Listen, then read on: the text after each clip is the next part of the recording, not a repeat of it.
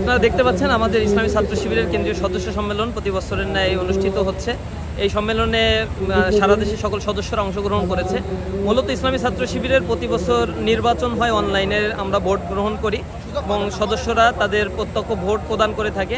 এখানে আমাদের একটা বড় বৈশিষ্ট্য হচ্ছে ইসলামী ছাত্র শিবিরের সকল সদস্যই কেন্দ্রীয় সভাপতি প্রার্থী এবং যে কেউ যে কোনো সদস্যকেই ভোট দিতে পারে এবং সর্বোচ্চ সংখ্যক ভোট যিনি পান তিনি কেন্দ্রীয় সভাপতি নির্বাচিত হন।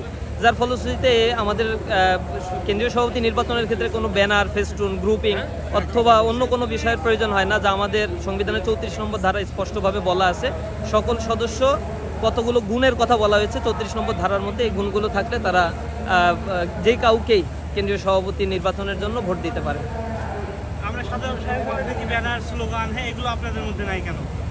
আমাদের কখনোই ছিল না। ইসলামী ছাত্র সংগঠন হওয়ার কারণে এটা অত্যন্ত সুশৃঙ্খল নির্বাচন প্রক্রিয়া, ক্যাডার ভিত্তিক সংগঠন হওয়ার কারণে সুশৃঙ্খলাবদ্ধভাবে আমাদের সকল সেট আপ একেবারে রুট লেভেল পর্যন্ত, ইউনিট, উপশাখা পর্যন্ত আমরা এই সেট আপগুলো করে থাকি। কোনো ধরনের কোনো গ্রুপিং, লবিং বা এগুলো করা আমাদের সংগঠনের ঐতিহ্যের পরিপন্থী। আমাদের কোনো ভাইয়েরা এই জাতীয় কার্যক্রমের সাথে যুক্ত থাকেন না বা হন না।